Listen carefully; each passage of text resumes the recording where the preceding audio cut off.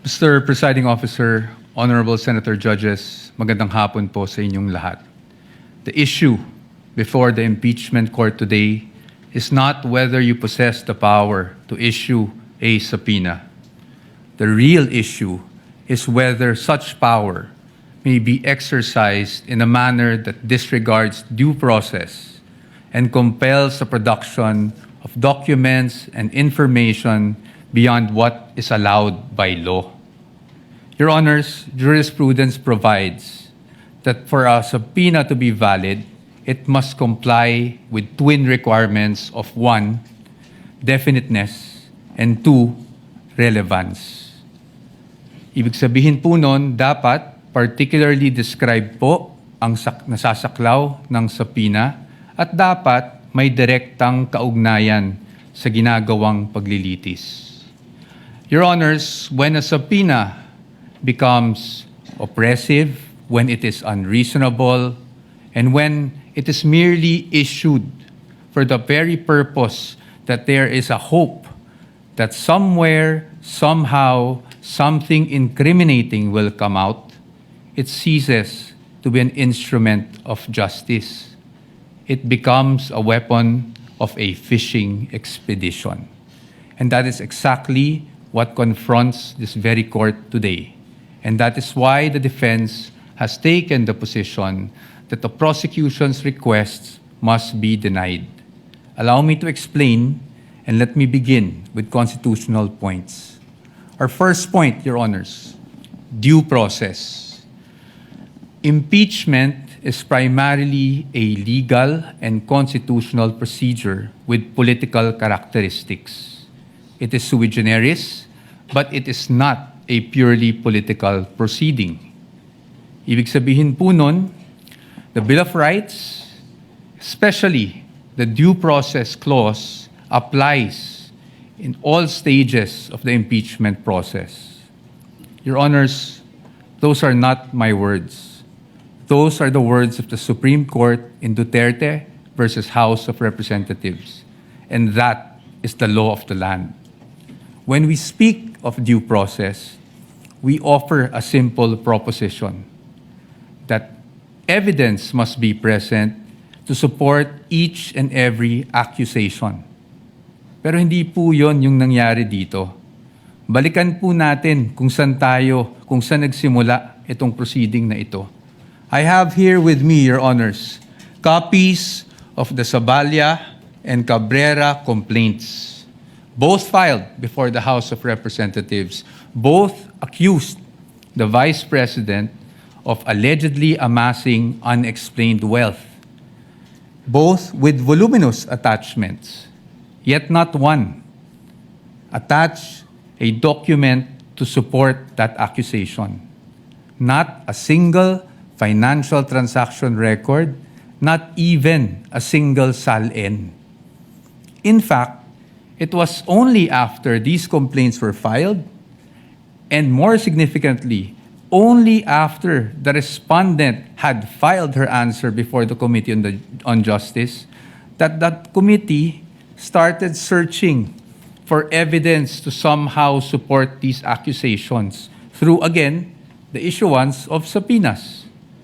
Your Honors, we objected then, and we are still objecting now, because with all due respect, the position of the defense is that is the very definition of a fishing expedition. Your Honors, in our legal system, it is not permitted to accuse now and then just look for proof later on. That is not how due process works. Hindi po dapat natin pinapayagan yan. Moving on to my second point, Your Honors. Let's talk about relevance. It is our position that the requests of the prosecution are in fact fatally overbroad. Bakit po fatally overbroad? An impeachable offense is an act or omission committed while the public official is occupying an impeachable office, not before being elected or appointed to such position. Again, Your Honors, those are not my words. Those are the words of the Supreme Court in Duterte versus the House of Representatives. That is controlling, and that is the law of the land. Yet here, Your Honor, today, the prosecution is requesting for documents spanning almost 2 decades, almost 20 years, dating as far back as 2007. Your Honors, it is a fact na noong 2007, ang respondent ay vice mayor pa lamang. Definitely not an impeachable office, Your Honors. How is that relevant? It is the position of the defense that it is not. In fact, what that is an unlimited search throughout a person's financial history. That should not be allowed. Your Honors, if a subpoena is not narrowly tailored, it is oppressive. For these reasons alone, we are of the position that the request should already be dismissed. Nonetheless, if the impeachment court were to extend its utmost liberality, which the prosecution have asked for in their memorandum, we'd like to point out, Your Honors, that Congress itself, the Senate and the House of Representatives, enacted laws that specifically prohibit the disclosure of these information that the prosecution is asking for now. Let us go through them one by one. Let's start with RA 9160 as amended by RA 11521, which is the Anti-Money Laundering Act. Your Honors, the prosecution is asking for covered transaction reports, suspicious transaction reports, financial intelligence reports, again, spanning almost 2 decades. However, it is clear under Section 8A, which we are flashing on the screen right now, na bawal po yun. Disclosure is prohibited under this provision, Your Honors. It is in black and white. Meron po bang exception? Wala po. Impeachment is not an exception. Had Congress wanted to make impeachment as an exception, madali lang naman pong ilagay yun sa batas. Pero hindi po iyon nagawa. Now, in fact, I also have here copies of the Financial Intelligence Report and another report from the AMLAC, the Information Management Analysis Group, which were already marked as exhibits, Your Honor. And it's in the records of the court. No? Exhibit D2-8-P1, where it says specifically that it should not be the information should not be used as evidence in formal proceedings, Your Honors. Clearly, Your Honors, to compel AMLAC officials to disclose such information would be to compel them to violate the law. Let's move on now to the tax records, Your Honors. Prosecution is asking for tax records, so let's look at the tax code. Section 270 of which criminalizes disclosure of taxpayers' information. Meron po bang exception sa batas na ito? Meron po, but it is limited.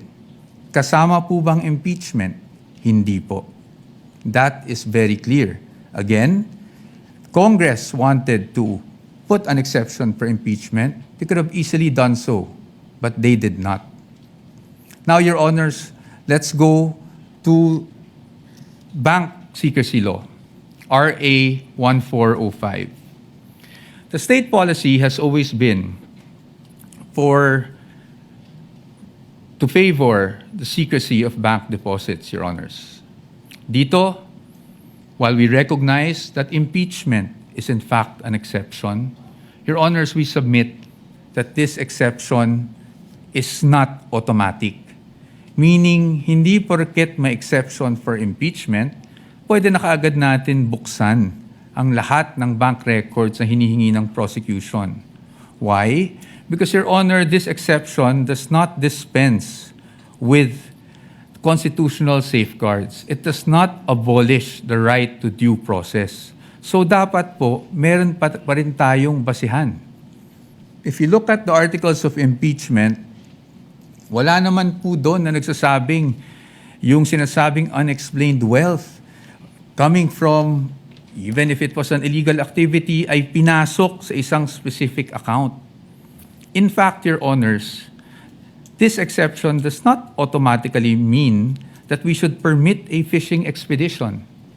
Yun nga pong mga bank account numbers na nakaspecify sa request for the issuance of a subpoena, ang aming posisyon po dyan, yan po ay nakalap doon sa illegal disclosure, with all due respect, na ginawa ng AMLAC before the Committee on Justice.